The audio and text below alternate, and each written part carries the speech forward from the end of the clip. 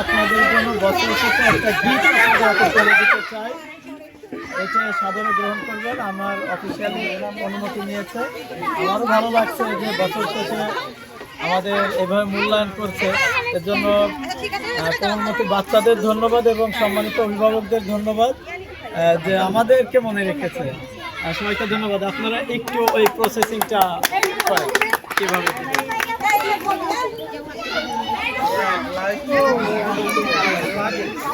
আমরা আপা একটু গুরুত্ব করাই দেন।